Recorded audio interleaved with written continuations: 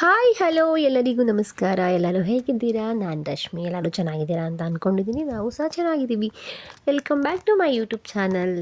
ಇವತ್ತು ಶುಕ್ರವಾರ ಈವ್ನಿಂಗಿಂದ ವ್ಲಾಗ್ನ ಸ್ಟಾರ್ಟ್ ಮಾಡ್ತಾ ಇದ್ದೀನಿ. ಅಮ್ಮ ಊರಿಂದ ಬಂದಿದ್ದರು. ಬರಬೇಕಾದ್ರೆ ನಿಮಗೆ ಗೊತ್ತಿದೆ ಅನಿಸುತ್ತೆ, ಸುಂಡೆಕಾಯಿ ಇದನ್ನು ತೊಗೊಂಡು ಬಂದಿದ್ದರು. ಇದನ್ನೆಲ್ಲ ಕ್ಲೀನ್ ಮಾಡಿಬಿಟ್ಟು ಇಟ್ಕೊಂಡ್ರೆ ತುಂಬಾ ಯೂಸ್ ಆಗುತ್ತೆ. ಚಟ್ನಿಗೆ, ಸಾಂಬಾರಿಗೆಲ್ಲ ತುಂಬ ಟೇಸ್ಟಾಗಿರುತ್ತೆ.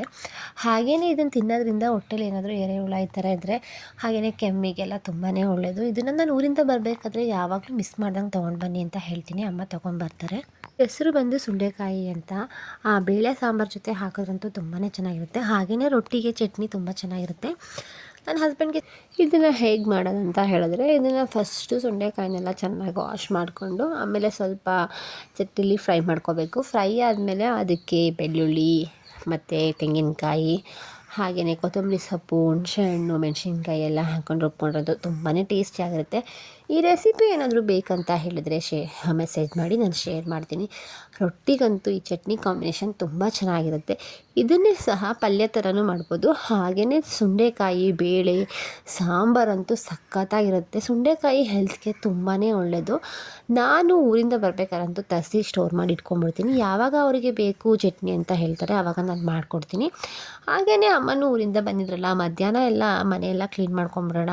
ಸ್ವಲ್ಪ ಗಲೀಜಾಗಿತ್ತು. ಯಾಕೆಂತ ಹೇಳಿದ್ರೆ ಪಾಪು ಇರೋದ್ರಿಂದ ಆಗಾಗಲೇ ಕ್ಲೀನ್ ಮಾಡ್ಕೊಳಕ್ಕಾಗ್ತಾಯಿಲ್ಲ ಅಂತ ಹೇಳಿ ಎಷ್ಟೇ ಕ್ಲೀನ್ ಮಾಡ್ಕೊತಾ ಇದ್ರೂ ಅದು ಗಲೀಜು ಆಗ್ತಾನೇ ಇರುತ್ತೆ.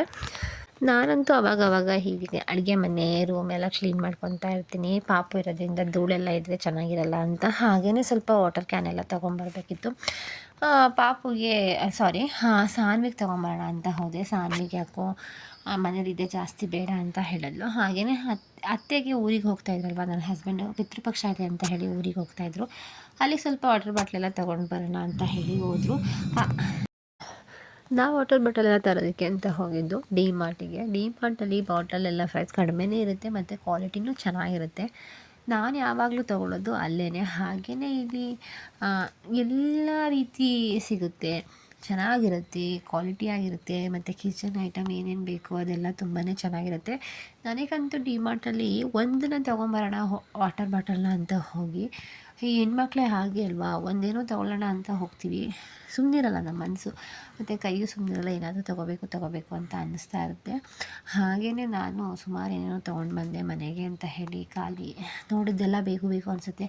ಆದರೆ ಎಷ್ಟು ಬೇಕೋ ಅಷ್ಟೇ ತೊಗೊಬೇಕು. ಸುಮ್ಮನೆ ಮನೆಗೆ ತಂದು ಎಲ್ಲ ಸ್ಟೋರ್ ಮಾಡಿಕೊಂಡು ವೇಸ್ಟ್ ಮಾಡೋದಲ್ಲ. ನಾನು ಅಡುಗೆ ಮನೆ ಎಲ್ಲ ಚೇಂಜ್ ಮಾಡೋಣ, ಬೇರೆ ಬೇರೆ ಡಬ್ಬಗಳು, ಈ ಥರ ಮಸಾಲ ಡಬ್ಬ ಎಲ್ಲ ಚೇಂಜ್ ಮಾಡಿ ಅಡುಗೆ ಮನೆ ಸ್ವಲ್ಪ ಡೆಕೋರೇಟ್ ಮಾಡೋಣ ಅಂತ ಅಂದ್ಕೊತಾ ಇದ್ದೀನಿ. ಬಟ್ ಆಗ್ತಾನೇ ಇಲ್ಲ. ಯಾಕೆಂದರೆ ಪಾಪು ಇನ್ನೂ ಚಿಕ್ಕವಳಿರೋದ್ರಿಂದ ತುಂಬಾ ಕಷ್ಟ ಇನ್ನು ಸಾನ್ವಿನ ಸ್ಕೂಲಿಗೆ ಕಳಿಸ್ಬೇಕು. ಅವಳು ಇಬ್ರಿಗೂ ಒಂದೇ ಸ್ವಲ್ಪ ಏಜ್ ಇದ್ದಿದ್ರೆ ಹೆಂಗೋ ಮೇಂಟೈನ್ ಆಗ್ತಾಯಿತ್ತು. ಈಗ ಇವಳನ್ನೇ ಬೇರೆ ಥರ ನೋಡ್ಕೊಬೇಕು, ಅವಳಿಗೆಲ್ಲ ರೆಡಿ ಮಾಡಬೇಕು, ಅವಳನ್ನ ಸ್ಕೂಲಿಗೆ ಕಳಿಸ್ಬೇಕು, ಅವಳು ಹೋಮ್ವರ್ಕ್ ಮಾಡಿಸ್ಬೇಕು. ಇದರಲ್ಲೇ ಟೈಮ್ ಆಗೋಗ್ತಾಯಿದೆ. ಆಗ್ತಾನೇ ಇಲ್ಲ, ತುಂಬಾ ಕಷ್ಟ ಆಗ್ತಾಯಿದೆ. ಬಟ್ ಮಾಡಬೇಕಲ್ವಾ. ನನಗೆ ಯಾವಾಗ ಆಗುತ್ತೆ ನೋಡ್ತೀನಿ. ಆದಾಗ ಸ್ವಲ್ಪ ಎಲ್ಲ ಕ್ಲೀನ್ ಮಾಡ್ಕೊತೀನಿ. ನೋಡೋಣ ಯಾವಾಗ ಆಗುತ್ತೆ.